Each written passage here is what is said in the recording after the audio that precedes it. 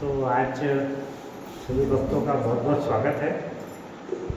आप सभी को मालूम है कि ये जो हमारा अभी महीना चल रहा है, जुलाई का महीना, इसमें जगन्नाथ जी की रथ यात्रा चालू है। जगन्नाथ जी की रथ यात्रा कब है? कल है, 16 तारीख। तो आज क्या करते हैं वो कि वहाँ पर एक मंदिर है, गुंडीचा मंदिर।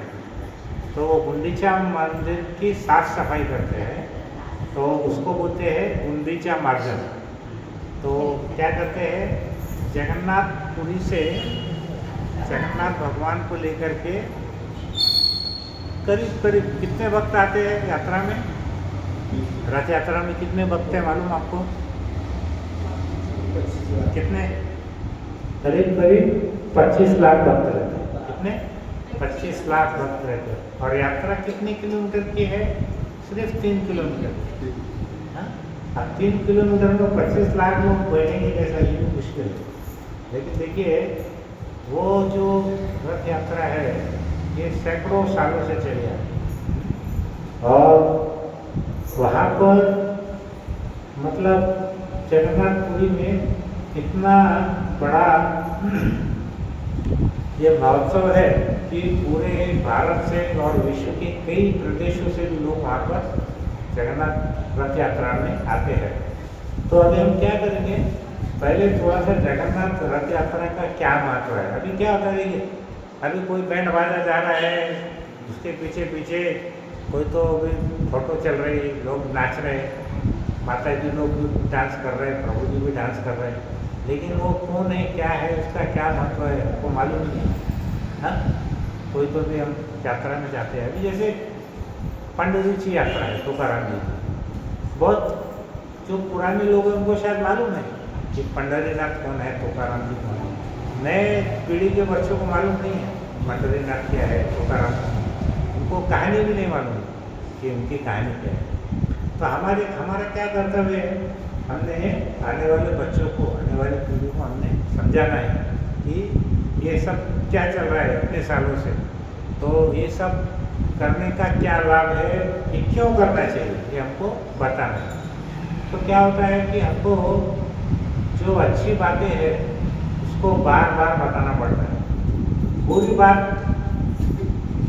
बताने की जरूरत है नहीं, तो बच्चा एक्सपर्ट हो जाता है उसमें, उसको निकालना पड़ता बात, तो भी माता जी निकलती क्या? बुरी बात नहीं है, अच्छी बात घुसती नहीं, बुरी बात निकलती।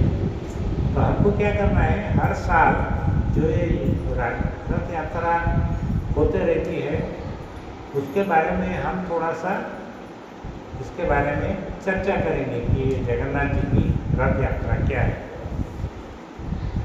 जगन्नाथ जी का अगर हम नाम का ऐसा संधि का विश्लेषण करेंगे तो क्या है? जगत के नाथ। जगन्नाथ यानी क्या है? जगत के नाथ।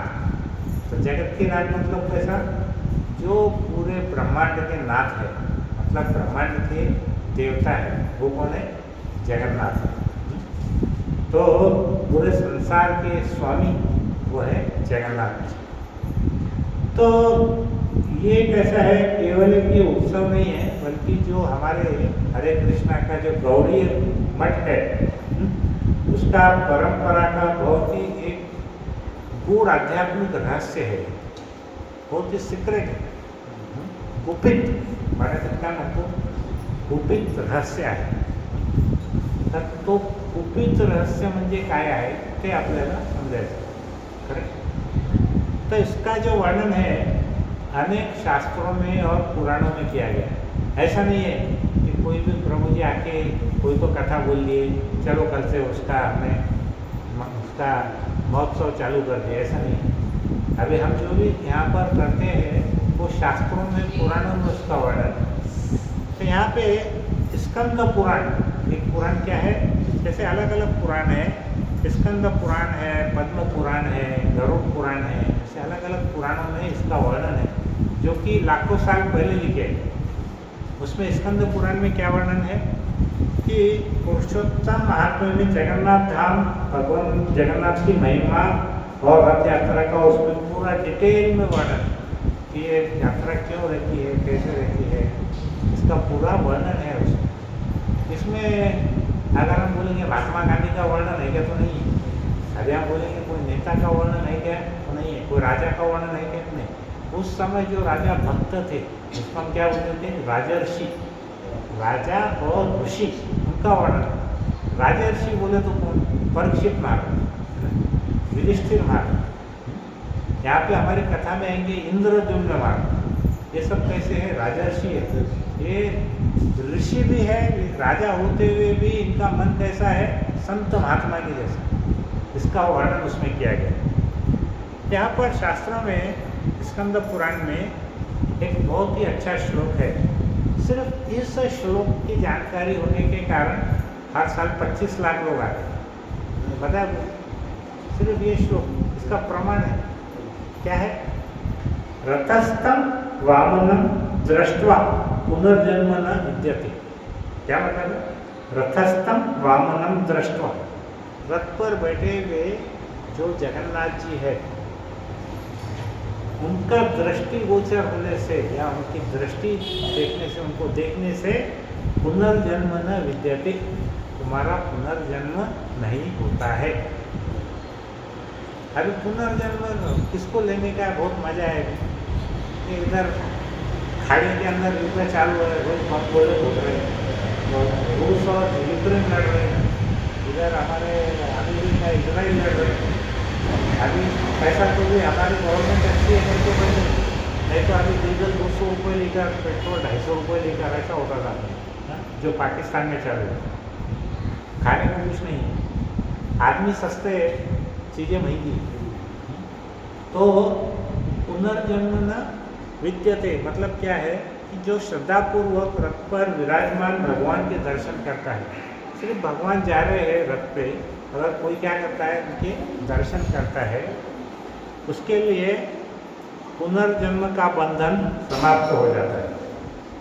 ठीक है, अगर ऐसा भगवान के सिर्फ हम दर्शन भी करते हैं तो उसको पुनर्जन्म नहीं होता है, अर्थात उसका पुनर्जन्म नहीं होता है। तो आप सोचो कि सिर्फ दर्शन करने से पुनर्जन्म नहीं होता और आपने जाकर के उसकी रस्सी खींच ली, भगवान की सेवा करें तो कितना बड़ा फायदा होने वाला है, बराबर। तो भगवान की सेवा कैसा करना है वो हमको देखना है आगे। अब ये हो गया स्कंद पुराण में। दूसरा एक शास्त्र है हमारा पद्म पुराण। पद्म पुराण में क्या बोलते हैं, इसमें पुरुषोत्तम क्षेत्र मतलब क्या है, जगन्नाथपुरी, इसकी महिमा और भगवान जगन्नाथ के दर्शन के पुण्य का वर्णन मिलता है। तो उस पद्म पुराण में हमको जगन्नाथपुरी के भगवान के दर्शन का क्या महत्व है उसका वर्णन पद्म पुराण में मिलता है। फिर उसके बाद और एक है तीसरा, वो है ब्रह्म पुराण। ब्रह्म पुराण में क्या है, इसमें पुरुषोत्तम क्षेत्र को पृथ्वी का सबसे पवित्र तीर्थ बताया गया है। तो ये ऐसा नहीं है कि हम किधर से कुछ भी कहीं तो भी कोई मैगजीन में कादम्बरी में पढ़ लिए और उसके बाद में हम उसका महत्व कर रहे हैं, ऐसा नहीं है। ये कहाँ लिखा हुआ है, बड़े बड़े शास्त्रों में लिखा हुआ है। उसके बाद में चैतन्य चरितामृत के अंदर में भी जगन्नाथ की रथ यात्रा का वर्णन है। तो इसमें श्री चैतन्य महाप्रभु ने रथ यात्रा के समय वो क्या करते थे, ऐसे 7 अलग अलग कीर्तन के ग्रुप निकलते थे। तो उसके अंदर में चैतन्य महाप्रभु एक साथ उस 7 ग्रुप के अंदर में वो नृत्य करते थे। वहाँ के जो राजा थे वो चैतन्य महाप्रभु के दर्शन करने के लिए बहुत लालच थे। तो वो क्या किए कि सार्वभौम भट्टाचार्य के साथ में ऊपर उनके छत के ऊपर जाकर के देखे चैतन्य महाप्रभु के दर्शन करने के लिए। तो उन्होंने देखा कि चैतन्य महाप्रभु 7 जगह एक साथ दिख रहे हैं, 7 ग्रुप में वो नृत्य कर रहे थे। तो उसके बाद क्या हुआ, और इसे श्रीमती राधा रानी द्वारा कृष्ण को वृंदावन वापस लाने की भावना के रूप में प्रकट किया है।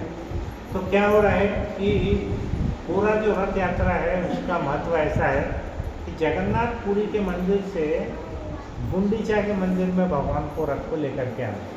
तो जगन्नाथपुरी के जो मंदिर है वो भगवान का द्वारका का रूप है, वो द्वारका के कृष्ण है। और जो गुंडीचा मंदिर है वो राधा रानी का स्थान है, वो वहाँ पर वृंदावन के कृष्ण है। तो राधा रानी क्या कर रही है, जब उनको भगवान कभी भी दिखे, कृष्ण के दर्शन भी हुए, तो वो क्या चाहती है, अभी समझो आपका एक गांव का बहुत अच्छा आपका बचपन का दोस्त है, और वो अगर बहुत बड़ा राजा बन गया या कुछ कलेक्टर बन गया, बहुत बड़ा मिनिस्टर बन गया, तो बचपन में हम उसके साथ में खेले गिल्ली डंडा, तो हमको वो बड़ा जो कलेक्टर है या बहुत बड़ा मंत्री है वो ज़्यादा महत्वपूर्ण लगने वाला है कि वो जो बचपन में जिसके साथ हमने गिल्ली डंडा खेले वो ज़्यादा महत्वपूर्ण लगने वाला है। क्या लगने वाला है, गांव का जो बच्चा है उसके लिए हम क्या करेंगे, जो बचपन का जो रूप है वही हमको अच्छा लगने वाला है, उसका ऐश्वर्य रूप हमको नहीं चाहिए। तो यहाँ पर क्या हुआ कि भगवान जो है ऐश्वर्य भाव में है, जगन्नाथपुरी में क्या करते हैं, उनको दिन में 7-8 बार भोग लगाते हैं, उनको राजा के जैसा उनका आदर सत्कार होता है, लेकिन राधा रानी को उनका राजस्वी भाव नहीं चाहिए, बराबर है। उनको कैसा चाहिए, वृंदावन का जो ग्वाला है जो उनके साथ में बचपन में खेलता था, उनको वैसा रूप चाहिए। तो क्या करती है, उनको जगन्नाथपुरी से खींच करके उनको गुंडीचा मंदिर में वो लेकर के आती है।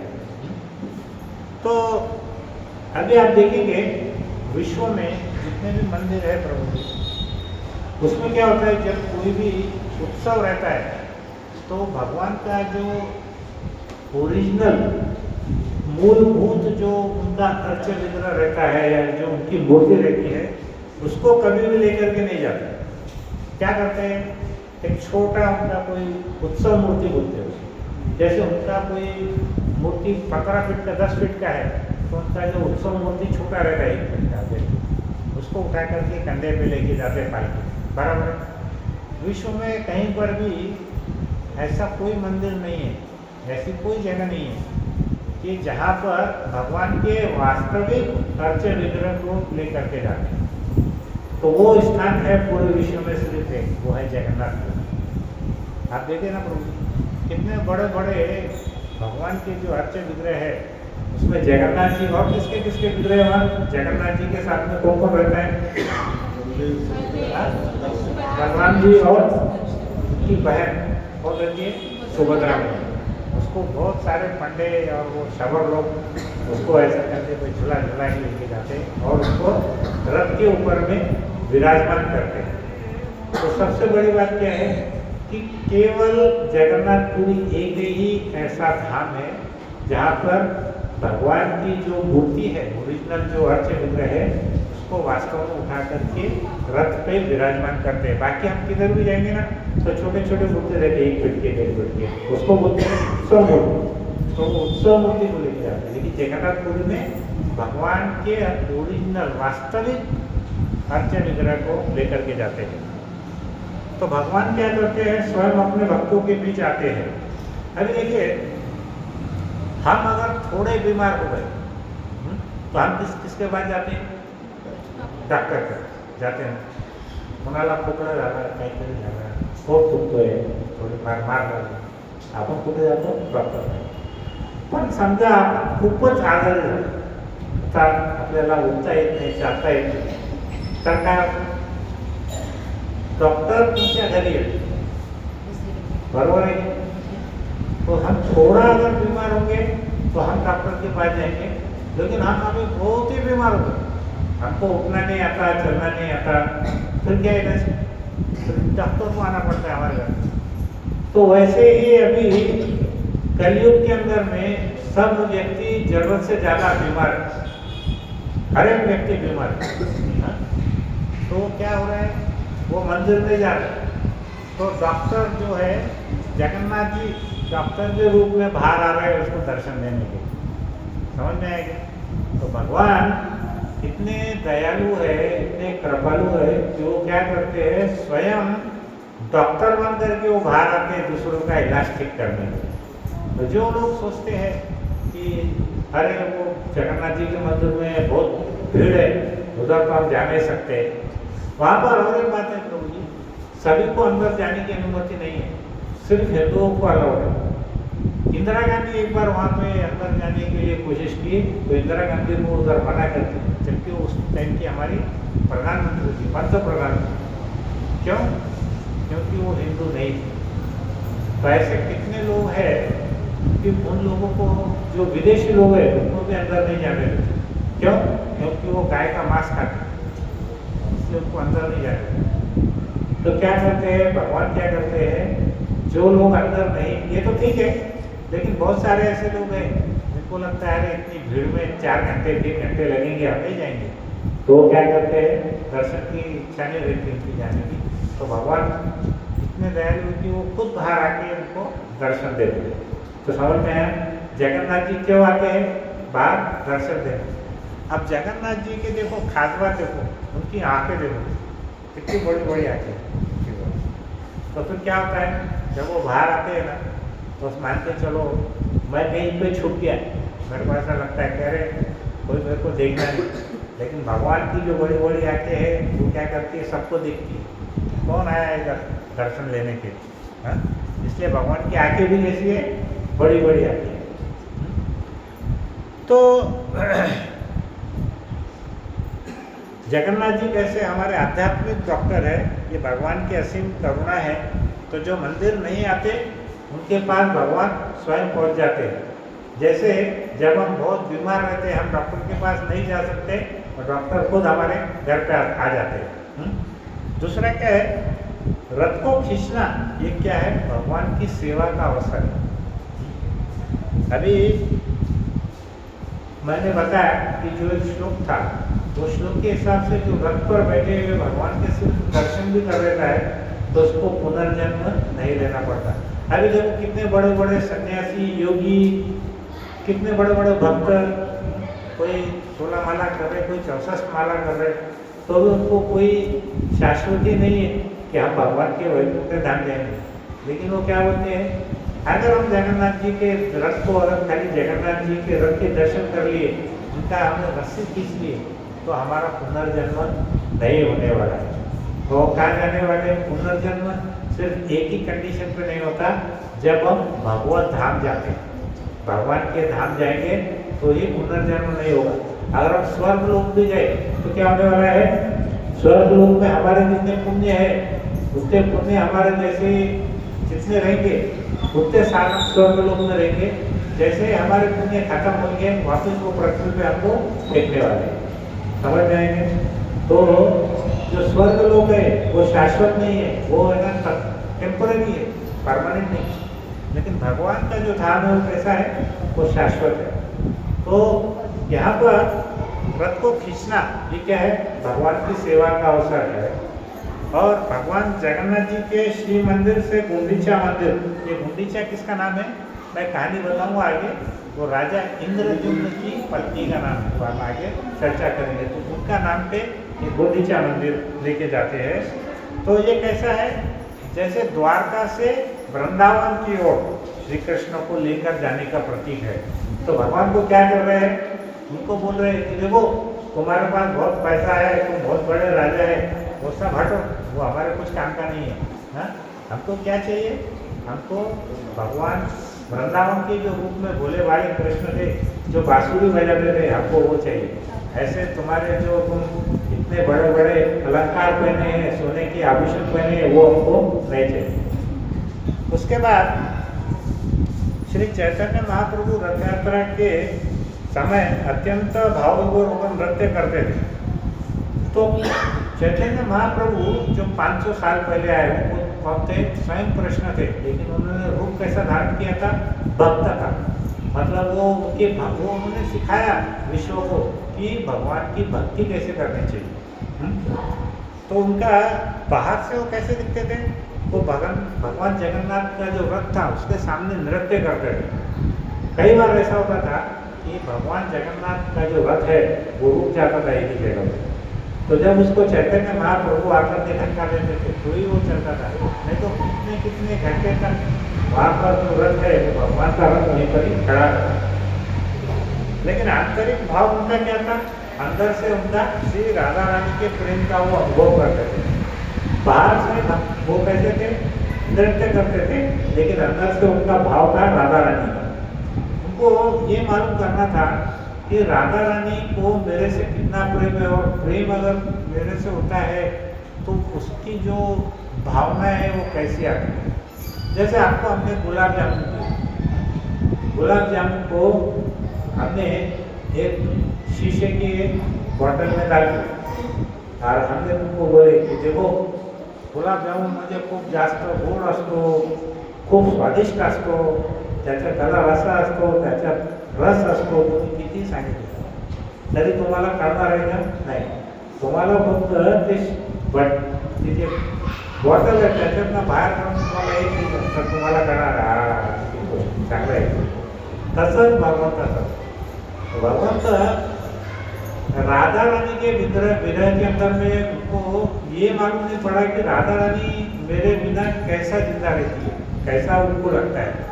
तो हम कितना भी बताएंगे तो नहीं समझेंगे। इसलिए भगवान ने क्या किए, चैतन्य महाप्रभु का रूप लिए। अभी बॉटल को हम बाहर से ऐसा चाटेंगे तो हमको गुलाब जामुन का स्वाद नहीं मालूम पड़ेगा, बराबर है। लेकिन जब हम उसको निकाल करके मुंह में रखेंगे तो हमको समझ में आएगा। अरे फिर हमको ज़्यादा बताने की जरूरत नहीं, मुंह पर रखेंगे उसका स्वाद आने से हमको समझने वाला है। तो वो स्वाद चखने के लिए भगवान ने क्या किए, चैतन्य महाप्रभु का उन्होंने रूप धारण किया। समझ में आया कैसा है। तो भगवान को कितना भी बताए कि देखो आपके बिना राधा रानी इतना होती है, इतना योग करती है, ये है वो है, भगवान बोले वो सब ठीक है, लेकिन जब मैं खुद राधा रानी का भाव लेकर के भक्त के रूप में आऊँगा तब मुझे एक्चुअल में समझ में आएगा। तो वो क्या करते हैं, चैतन्य महाप्रभु के रूप में वो प्रकट होते हैं। इसी कारण इस स्थान को क्या बोलते हैं, भगवान का विरह भी होता है और मिलन भी होता है।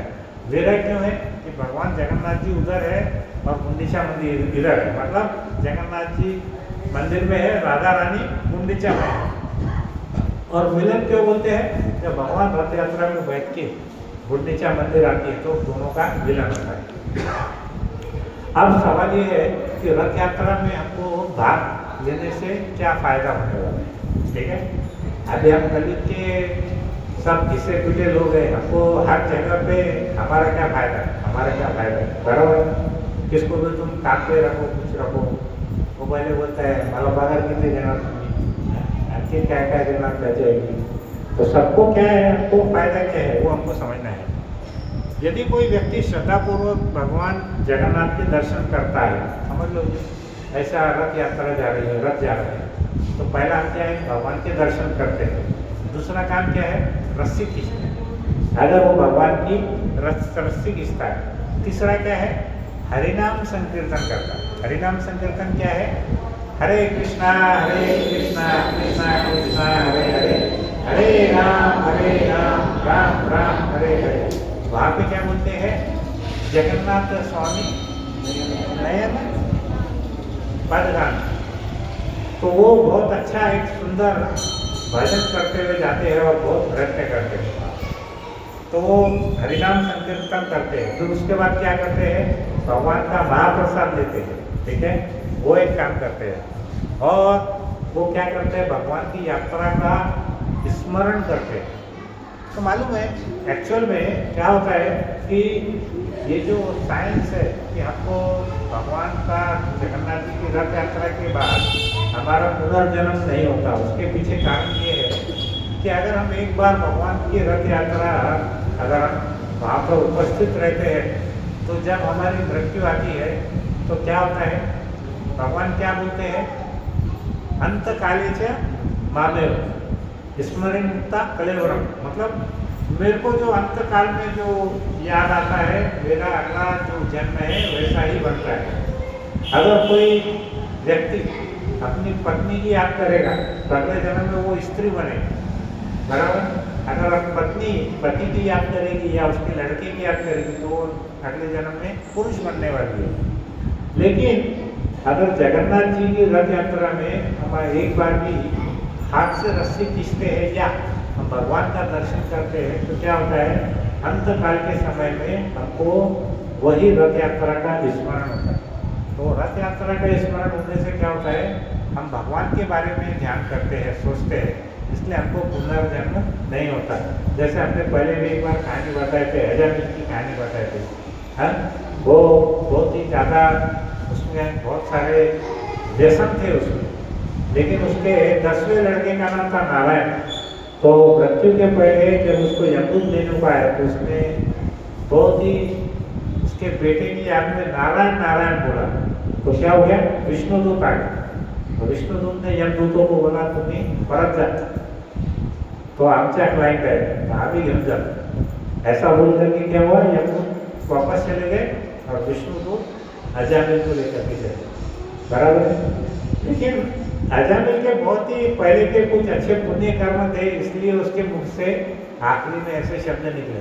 अब हम क्या बोलेंगे, प्रभु जी ये 16 माला कशाला करायचं, हे प्रवचन हे ते सगळे कशाला, तो हमारा अंत समय आएगा तो हम क्या करेंगे, हम बोलेंगे रामकृष्ण हरि बस होगा, उतना बोल दिए तो भगवत धाम करेंगे। लेकिन अंत समय में शास्त्र बोलते हैं हमारी मृत्यु के समय 40,000 बिच्छू जो डंक मारते हैं ना, वैसा दर्द होता है। कितने बिच्छू, 40,000। अगर एक बिच्छू ने भी डंक मारा तो क्या होता है, गांव के लोगों को ज़्यादा मालूम है। एक बिच्छू मारा खेत में इसका डंक, तो क्या होने वाला बनी, आपकी तड़पड़ करते रहेगा। सोचो 40,000 बिच्छू ने डंक मारा तो क्या होने वाला है, वो जिंदा है कि मरा इसको तो समझेगा नहीं, लेकिन भयंकर तड़पने वाला। इसलिए हमको, हम जब तक हमारे हाथ पैर चल रहे हैं, दिमाग चल रहा है, शरीर चल रहा है, हमने क्या करना है, भगवान का नाम स्मरण करना, क्योंकि हमको मालूम नहीं है कि कथा होने के बाद में हमारा क्या होगा, तो कुछ गारंटी है क्या कि हम जिंदा रहेंगे। क्षण पदम पदम विपदम, क्या बोलते हैं, हर पग के ऊपर में विपदा है, तो हमको कुछ मालूम नहीं है। इसलिए हमने क्या करना है, भगवान का नाम स्मरण करना है। यहाँ पर हम देखेंगे कि जो जगन्नाथ जी है किसी एक देश के या किसी एक जाति के या किसी एक संप्रदाय के वो भगवान नहीं है, वो पूरे विश्व के नाथ है, जगत के नाथ है, जगत के स्वामी है, हाँ? तो इसलिए उनका नाम है जगन्नाथ। तो रथ खींचने का वास्तविक अर्थ क्या है मालूम, रथ खींचने का वास्तविक मीनिंग क्या है, उसका वास्तविक अर्थ है कि रथ की जो रस्सी है वो केवल रथ को नहीं खींचती, वो क्या करती है, हमारे हृदय को भगवान की ओर खींचने का वो एक प्रण है, एक तरीका है कि हम क्या करते हैं, भगवान की जब रथ की रस्सी खींचते हैं तो हम भगवान को प्रार्थना करनी चाहिए कि प्रभु मेरा जो हृदय है वो आपकी ओर खींचा चला जाए, ऐसा हमको प्रार्थना करना है। हम क्या करते हैं, मैकेनिकली खींच रहे हैं, लेकिन जैसे जैसे हम भक्ति में आगे बढ़ेंगे हमको ये चीज़ों का ज्ञान होना चाहिए कि हमको क्या बोलना है। तो क्या करना है, उसमें हम भगवान से प्रार्थना करना है कि भगवान जैसे हम आपके रथ की रस्सी खींच रहे हैं वैसे मेरे हृदय की रस्सी भी खींच करके वो आपके चरणों में लग जाए, ऐसे हमने प्रार्थना करनी चाहिए। तब रथ यात्रा कैसे, तो जैसे जैसे रथ आगे बढ़ रहा है वैसे वैसे मेरे जीवन को भी आपकी भक्ति की ओर ले चलिए।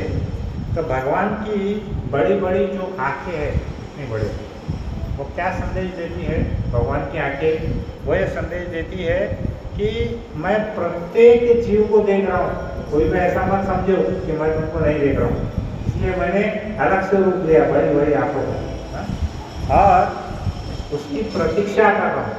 भगवान क्या करते हैं, हमारी प्रतीक्षा कर रहे हैं, और उनकी भगवान क्या करते हैं, मुस्कुराते हैं देखते समय, तो उनकी मुस्कान बताती है कि तुम कितने भी दूर चले गए हो लेकिन तुम मेरे पास वापस लौट आओ। जैसे एक माता पिता, उनका बेटा अगर बाहर गाँव रहता है तो उनकी इच्छा क्या रहती है, वो भले कितना भी सफल क्यों नहीं हो, कितना भी पैसा क्यों नहीं कमाए, लेकिन हर माँ बाप की इच्छा क्या रहती है कि बेटा मेरे पास ही आ जाए वापस। तो ये जगन्नाथ जो है, जगत के स्वामी है, जगत के पिता है, वो क्या चाहते हैं कि प्रत्येक पुत्र मेरा जो भी है वो वापस मेरे धाम में वापस आए। तो श्रीला प्रभुपाद ने क्या किए थे, पूरे विश्व में रथ यात्रा की है। मैं 2017 की रथ यात्रा में गया था बॉस्टन अमेरिका। तो वहाँ पर क्या हुआ कि उस मंदिर में एक सेवा दिए मुझको, क्या सेवा थी कि लोकल के जितने भी भक्त हैं या जितने भी लोग हैं वो क्या करते थे, वो पूछते थे कि वो रथ यात्रा का एड्रेस किधर है, कहाँ से चालू होने वाली। तो मुझे करीब करीब 4 घंटे की वो सेवा मिली, जिसमें जितने भी अमेरिकन भी थे, हमारे हिंदू भी, इंडियन भी थे, बाहर के भी थे, तो उनको सबको बताना था कि यहाँ आओ। फिर मुझको उन्होंने बोला कि प्रभु जी तुम खाली वर्ड चलो गुलाब जामुन बनाओ, तो फिर मुझको गुलाब जामुन बनाने की भी सेवा मिली वहाँ। तो मैंने गुलाब जामुन भी फर्स्ट टाइम बनाया मेरी लाइफ में। हाँ, तो उसमें कुछ नहीं था, ऐसा गोल गोल गोल गोल करके रखना था, वो बनाना था। तो वो भी गुलाब जामुन की सेवा मिली। उसके बाद में हम नृत्य कीर्तन करते गए। तो अमेरिका के अंदर में ये जो रथ यात्रा है सबसे पहले प्रभुपाद ने शुरू की। अब आप देखो, हम हमारा संस्कृति किसी दूसरे देश में लेकर के उसको उत्सव बनाना, ये बहुत बहुत मुश्किल काम है। अगर हम प्रभुपाद की मेहनत देखेंगे तो पूरे कांटे आ जाएंगे हमारे शरीर पर। उनको पहले वहाँ पर अनुमति नहीं मिली रथ यात्रा करने की, उनको बहुत मेहनत करना पड़ेगा। वो एक अलग कहानी है, उस पर एक अलग से लेक्चर दे सकते हैं, इतना बड़ा कार्यक्रम है वो। तो जैसे हमारे सबसे पहले क्या हुआ, 1966 में 1966 मध्ये इस्कॉनची स्थापना झाली, कुठं झाली, अमेरिकेत। उसके बाद क्या हुआ, प्रभु जी चले गए अमेरिका के पश्चिम भाग में, पश्चिम भाग में चले गए। तो वहाँ पर एक शहर है, उसका नाम है सैन फ्रांसिस्को।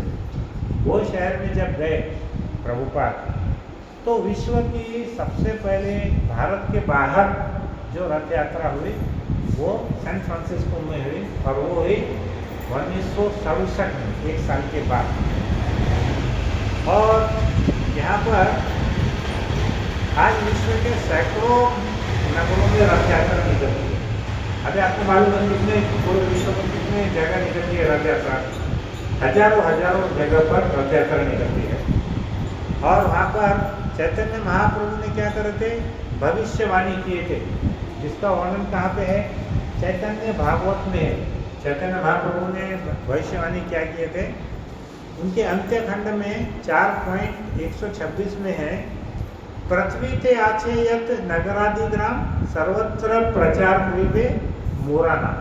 मतलब उन्होंने बंगाली भाषा में उन्होंने एक भविष्यवाणी की थी। क्या की थी कि पृथ्वी पे जितने भी नगर है और छोटे छोटे गांव है, वहाँ पर सर्वत्र प्रचार हुए मेरा नाम।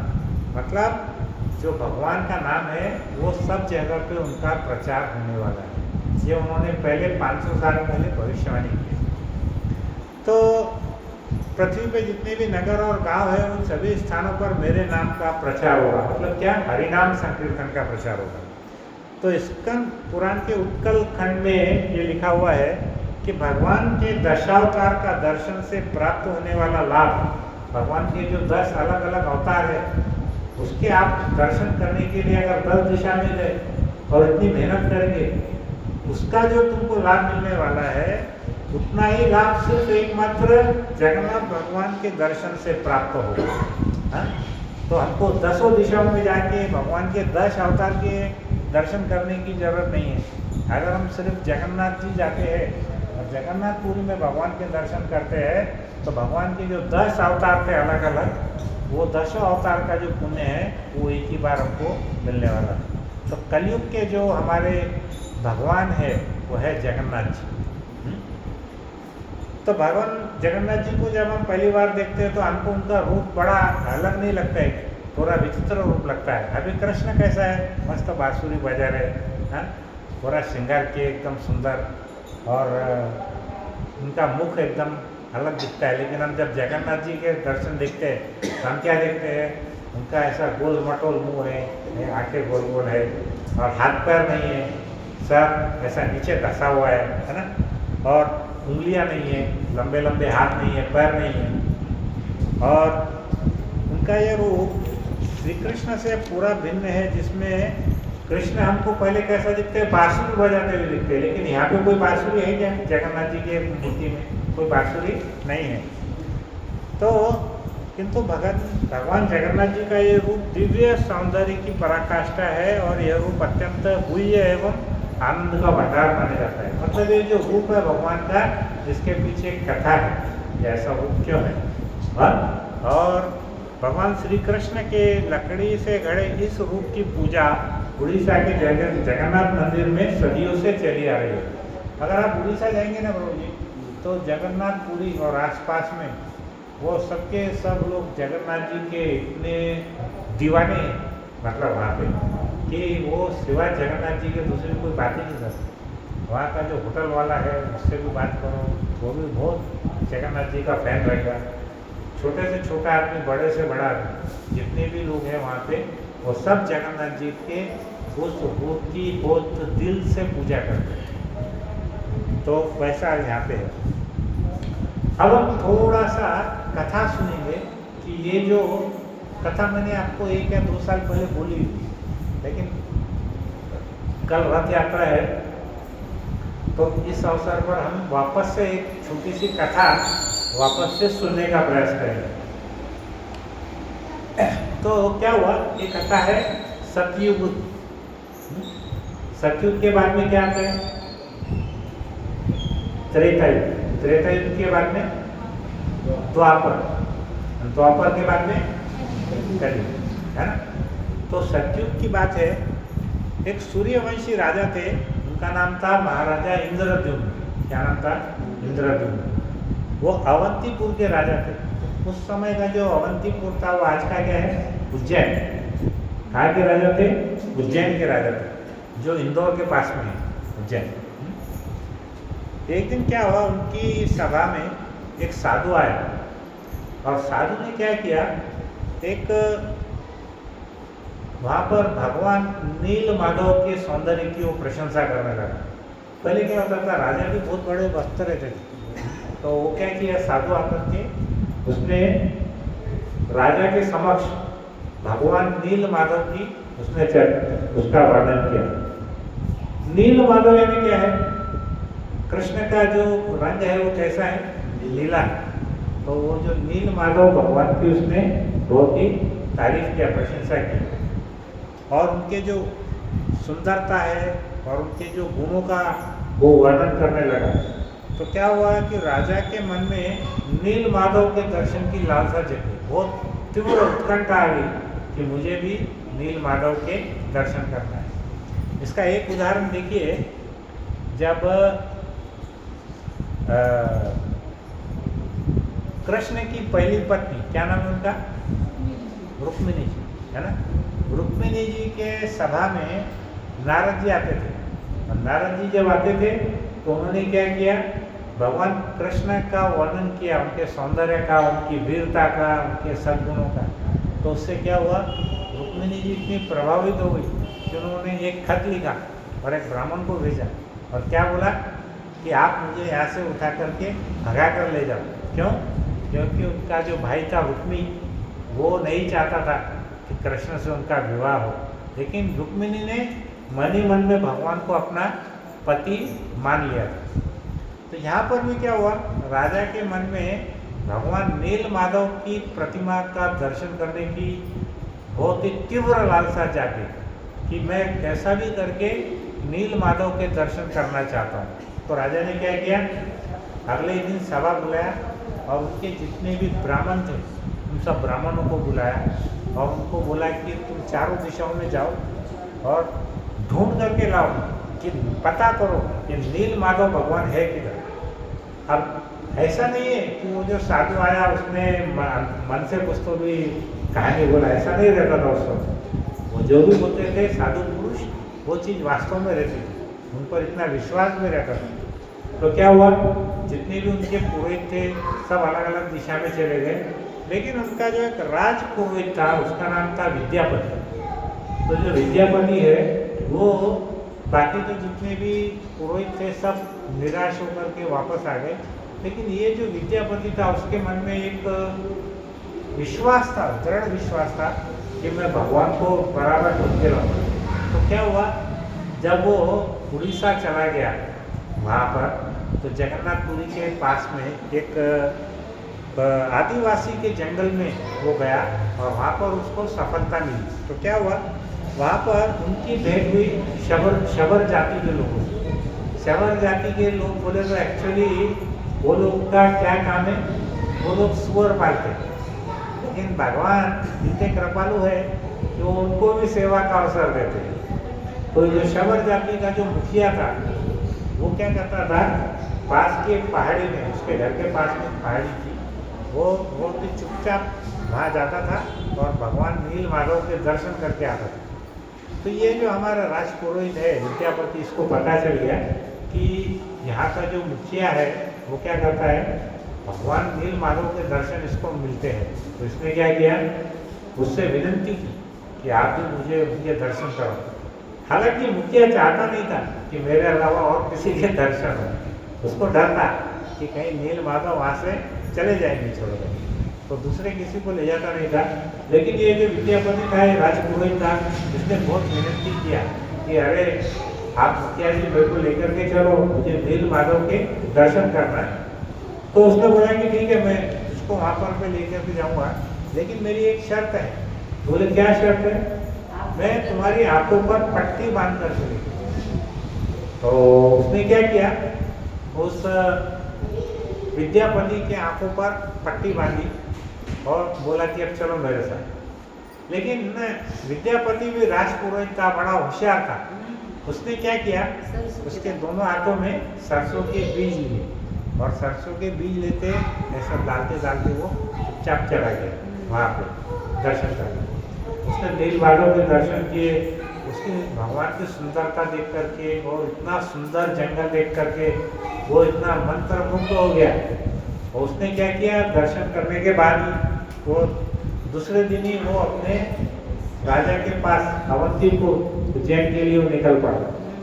और चलते चलते कुछ दिनों के बाद वो उज्जैन पहुंचा और उज्जैन पहुंचने के बाद में उसने राजा इंद्रद्युम्न महाराज को सारी घटना बताई कि देखो महाराज, मैं वहाँ पे गया था और एक शबरों का जो मुखिया है उसके पास में नील माधव भगवान की अर्चे विग्रह की मूर्ति है जो कि बहुत सुंदर है।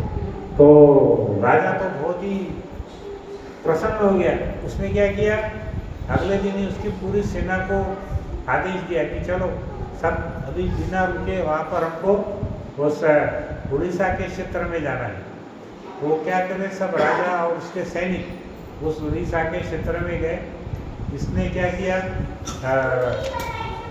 राजा ने उसको बोला उस मुखिया को कि चलो अब तुम हमको भगवान के दर्शन कराओ, लेकिन मुखिया तैयार नहीं था। तो फिर विद्यापति ने क्या किया, उसको राजा को वो जो सरसों के बीज जो उसने डाला था वो बड़े बड़े झाड़ बन गए थे। तो वो क्या किया, उसके पीछे पीछे पीछे पीछे चलता गया और जो पर्वत था वो पर्वत के ऊपर में उसने वहाँ पर जहाँ नील माधव के दर्शन किए थे, जब वो वहाँ पहुँचा तो उसने देखा कि वहाँ पर कुछ भी नहीं है, कोई भी नहीं है, भगवान वहाँ से अदृश्य हो गए। तो जो राजा था वो बहुत ही ज़्यादा व्याकुल हो गया। राजा ने सोचा कि शायद मैं इतना अधर्मी हूँ या पापी हूँ कि भगवान मुझे दर्शन नहीं देना चाहते। तो राजा ने क्या किया, राजा वहीं पर अनशन करने बैठ गया, आभरण उपोषण, जैसे बड़े बड़े योगी करते हैं ना, वैसा राजा ने किया और उसने प्रतिज्ञा की कि जब तक मुझे नील माधव के दर्शन नहीं होंगे तब तक मैं अन्न का एक दाना भी ग्रहण नहीं करूँगा। और ऐसे ही भावना में जब वो बैठा तो रात हो गई, अब थका आ रहा था राजा, उसको नींद आ गई। नींद आने के बाद में भगवान नील माधव उसके स्वप्न में आए राजा ने, और स्वप्न में आकर के उन्होंने राजा को बोला कि देखो राजन,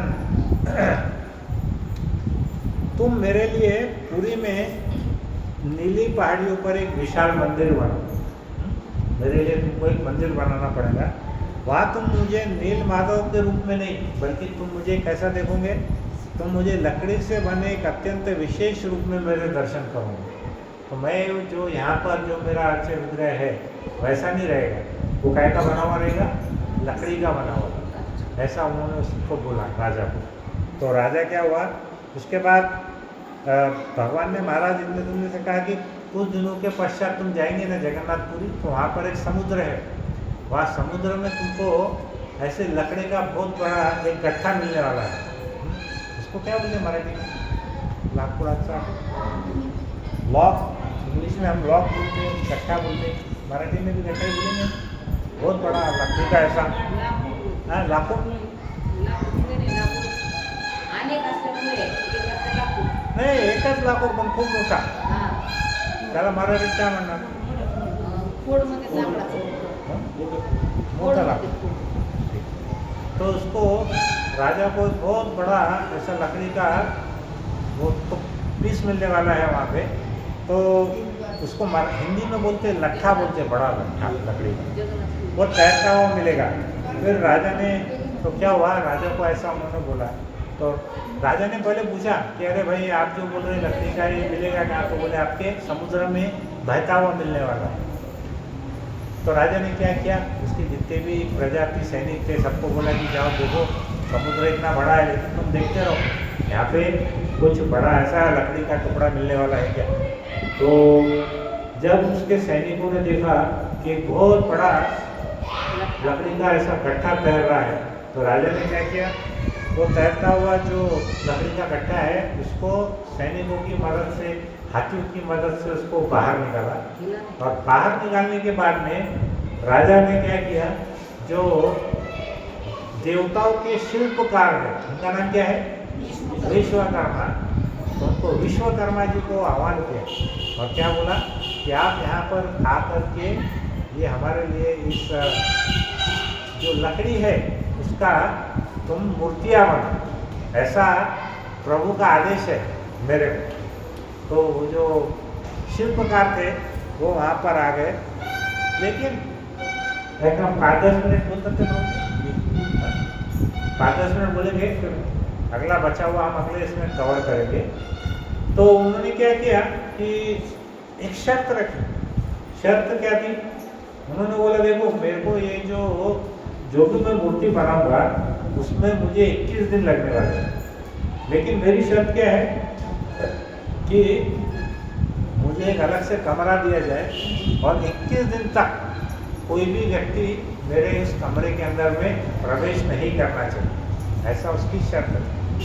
तो फिर उसके बाद में क्या हुआ, नहीं तो क्या होगा, वो फिर बीच में ही वो काम अधूरा छोड़ करके चला जाऊंगा, ऐसा उसकी शर्त थी।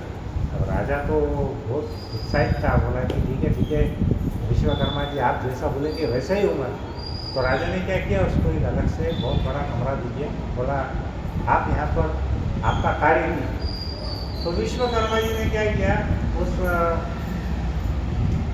लकड़ी के उस बड़े सारे टुकड़े से उन्होंने उनका काम चालू किया भगवान की मूर्ति का। कुछ दिन चले गए, 13-14 दिन करीब हुए, तो क्या हुआ, उसके कमरे से आवाज़ आना बंद हो गई। तो आवाज़ आना बंद हो गई तो इंद्रद्युम्न जी की जो पत्नी थी उनका नाम था गुंडीचा, वो तो माता जी बहुत डिस्टर्ब हो गई। उनको लगा कि अरे वो जो प्रभु जी है शायद बेहोश हो गए या उनको कुछ प्रॉब्लम हो गई या क्या हो गई। तो वो क्या करने लगी, उनके पतिदेव को बोलने लगी, राजा को, कि नवरदेव जरा बना तिकडे काय चालू है। तो बार बार उनको फोर्स करने लगी। अब वो माता जी ने उनके पति को बार बार किया, तो पति कितना भी बड़ा राजा और माता जी के सामने क्या रहता, वो कुछ भी नहीं रहता ना। तो बार बार माता जी ने उसके पत्नी ने बोली, तो हमारा राजा जी बेचारे बोले ठीक है, जैसा हमारी पत्नी का हुक्म है, चलो दरवाज़ा तोड़ दो। तो दरवाज़ा तोड़ दिए लॉक। अब वो दरवाजे जब तोड़े तो जैसे खोल के देखे तो वहाँ पर उनको 3 मूर्तियाँ दिखी लकड़ी की बनी हुई, और वो जो विश्वकर्मा जी थे वो वहाँ से गायब हो गए। तो राजा ने देखा ध्यान से तीनों मूर्तियों को, पूरे उनके राजा की जो बड़े बड़े सेनापति और जो बड़े बड़े मंत्री थे सब आए। फिर उन्होंने बोला अरे देखो ये तो जगन्नाथ जी है, इनकी काली आंखें है, जो बहुत गोरे हैं वो कौन है, बलराम जी है, और ये बीच में ये जो माता जी की फोटो है ये उनकी बहन है सुभद्रा की। तो राजा बोले कि अरे ये तो हमारा बीच में हो गया। तो वो राजा वापस से दुखी हो गए कि बोले देखो अभी हमारी बायकोने आम्हाला पाठवलं इकडे आणि काय झालं ते जेवढं आमचे अर्चा विग्रह होते ते इनकम्प्लीट है, अपूर्ण है। अब उनको बहुत दुख हुआ राजा को, बेचारे सोचते रहे कि अभी क्या करूँ। फिर सो गए। फिर रात में भगवान जी ने उसको स्वप्न दिए। उनको बोले, अरे राजन, तुम इसका कुछ भी बुरा मत मानो। वास्तव में मैं ही चाहता था कि मैं इसी रूप में यहाँ पर विद्यमान हूँ, तो ये सब मेरी लीला है, इसलिए तुमको दुखी होने की कोई जरूरत नहीं है। तो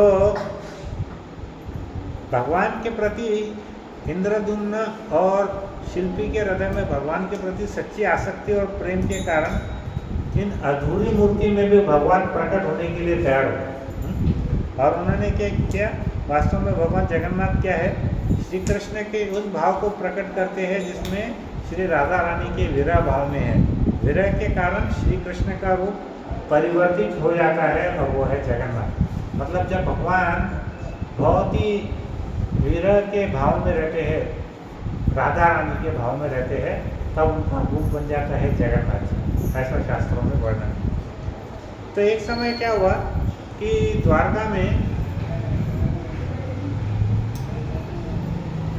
करेंगे, अभी इसमें एक छोटी सी कहानी है और एक छोटी सी, जैसे अभी ये जो रूप हमने वर्णन किया, एक तो कहानी ये है कि वहाँ पे विश्वकर्मा जी ने आके भगवान की मूर्ति बनाई। दूसरी एक कहानी और है। तो एक बार क्या हुआ कि द्वारका में श्री कृष्ण की पत्नियाँ, कितनी पत्नियाँ थी श्री कृष्ण जी को? 16,108। उन पत्नियों ने क्या किए, बलराम जी की माता है, कौन कौन सी माता है बलराम जी की माता का नाम? रोहिणी। और एक्चुअली माता कौन है? रोहिणी माता बलराम जी की, देव की माता है ना। तो देव की माता को नहीं बोले, उन्होंने क्या किए, सब रानियों ने रोहिणी माता जी को पकड़ लिया और बोले, माता आप हमको क्या करो कि श्री कृष्ण की वृंदावन की लीलाएं सुनो।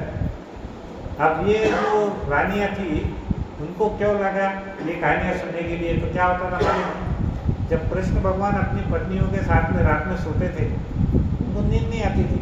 वो क्या करते थे कि जो बचपन के मित्र थे उनके नाम लेते थे और चिल्लाते थे नींद में, अरे ओ सुबल, और उसको बोलते थे अरे श्रीदामा, फिर कभी बोलते थे अरे ललिता, फिर कभी बोलते थे अरे विशाखा, फिर बोलते हैं अरे राधिका, ऐसा हर बार चिल्लाते रहते थे। फिर बोलते थे यशोदा मैया, वो मेरे लिए ताज़ा मक्खन किधर निकाल करके रखे, ऐसा हर बार चिल्लाते बड़बड़ करते रहते थे।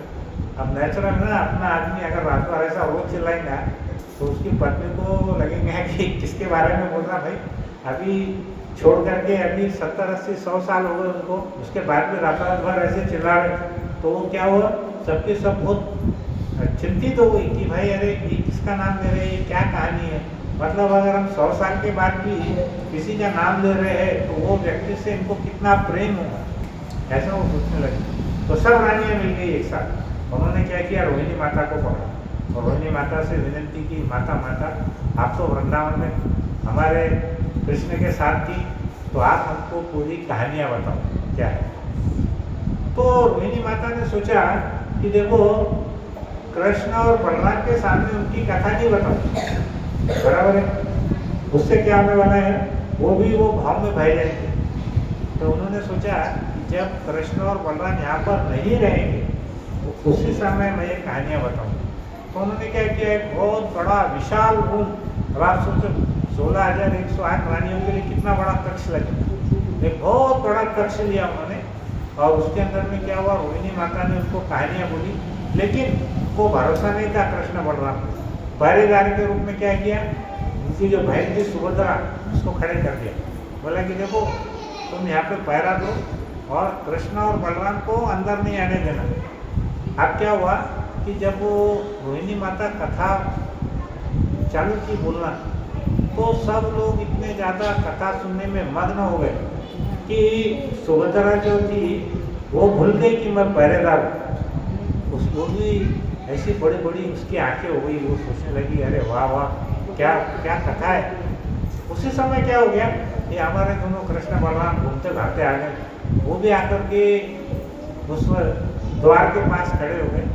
तो एक साइड में कृष्ण और एक साइड में बलराम, तो दोनों खड़े हो गए। वो भी कथा सुनने लगे। अब जब वो कथा सुनने लग गए तो उनको भी याद आने लगे उनके मित्रों की।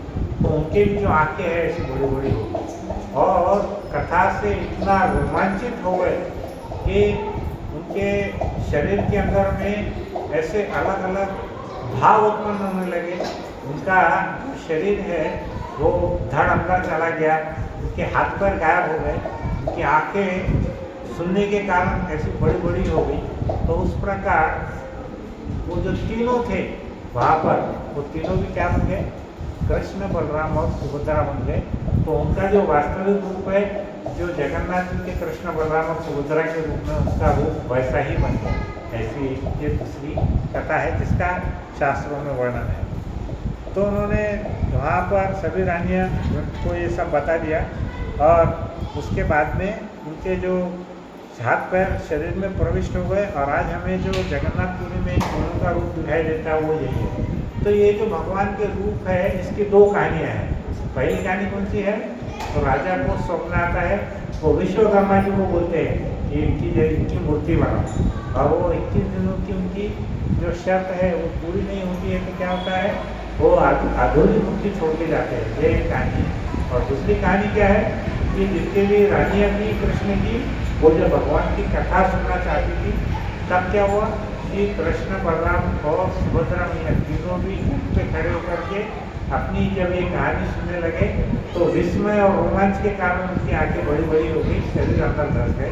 ये दूसरी कहानी। तो ये कोई कहानी मनगढ़ंत नहीं है, दोनों कहानियों का वर्णन शास्त्रों के अंदर में है। ठीक है, तो हम जगन्नाथपुरी की जो यात्रा है उसकी जो वास्तविक कहानी है उसको हमको क्यों करना चाहिए, उसके करने से हमें क्या पुण्य मिलने वाला है, ये हमको जानना जरूरी है। हम सब वक्त यहाँ पर बैठे हैं, लेकिन हमारे ज़िंदगी के अंदर में कभी न कभी तो ऐसा अवसर आएगा कि हम जगन्नाथपुरी के दर्शन करेंगे। बराबर है। मैं 2007 में गया था, मैंने बताया भी था। 2007 में मैं गया और बहुत उत्साहित था। हमारे कुछ भक्त लोग भी थे इस्कॉन के, संभाजी नगर के। तो मैं चप्पल पहन करके गया उस टाइम पे। हालांकि तो कुर्ता धोती कुर्ता ही था, लेकिन रास्ते में बहुत कीचड़ था। हम भी बोले चलो चप्पल पहन के ही जाएंगे। चप्पल पहन के वहाँ गया तो वहाँ पे जैसे तैसे क्या हुआ कि मैं अंदर घुस गया। अंदर घुसने के बाद में वो रस्सी को भी पकड़ लिया। तो 2-4 लोगों ने मेरे को मदद की है रस्सी खींचने में, लेकिन क्या हुआ कि रस्सी खींचने के बाद पीछे से ऐसे 1000 लोग आ गए और उन्होंने क्या किया, मेरा जो पैर का चप्पल था उसके ऊपर उनके पैर लग गए। अब होने के कारण हवा में ऐसे जाकर के नीचे गिरा। अगर आप वहाँ पे नीचे गिर गए ना तो 2-4-5-10 हज़ार लोग आपके बॉडी के ऊपर से अगर चले गए तो हमारा बचना असंभव।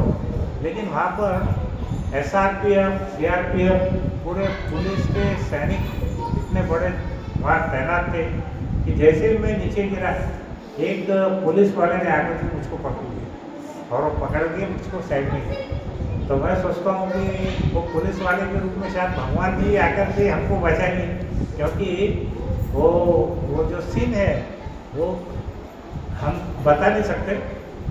जब हमारे ऊपर बीतती है तभी हमको उसका महत्व समझ में आता है। तो बोलेगा कि वहाँ पर आप देखिए 25-25 लाख लोग जाते हैं, लेकिन हमारे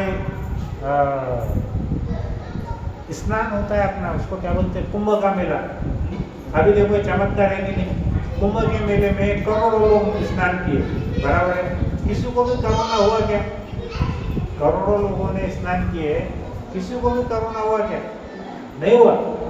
अमेरिका में, इटली में और पूरे यूरोप के अंदर में वहाँ पे ऐसे लाशों के ढेर मिल गए थे कि उनके कोविड के कारण इतने लोग मारे गए। पहले तो उनकी जनसंख्या इतनी कम है, हमारी 140 करोड़ है, उनकी 2 करोड़, लेकिन उसमें भी लाखों लोग मरे।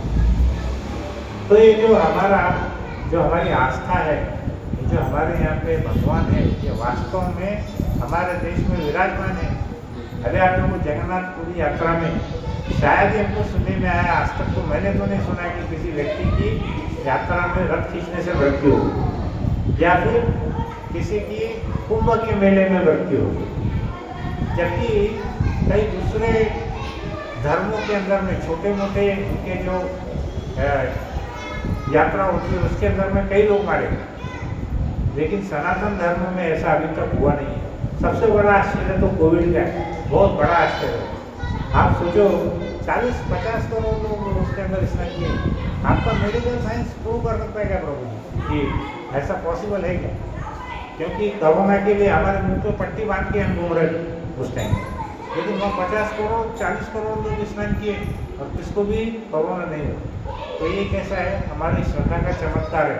ये कोई मनगढ़ंत कहानी नहीं है जगन्नाथ जी की, शास्त्रों में इसका वर्णन है। और सब चीज़ें झूठी हो सकती है, शास्त्र कभी भी झूठे नहीं होते। जो पहले थे वही शास्त्र पहले भी थे, आज भी है और आगे भी रहने वाले। ठीक है, तो हम यहाँ पर विराम लेते हैं। श्री जगन्नाथ भगवान की जय, श्री बलराम सुभद्रा मैया की जय। टाइगर प्रेमानंदे हरे कृष्ण। धन्यवाद।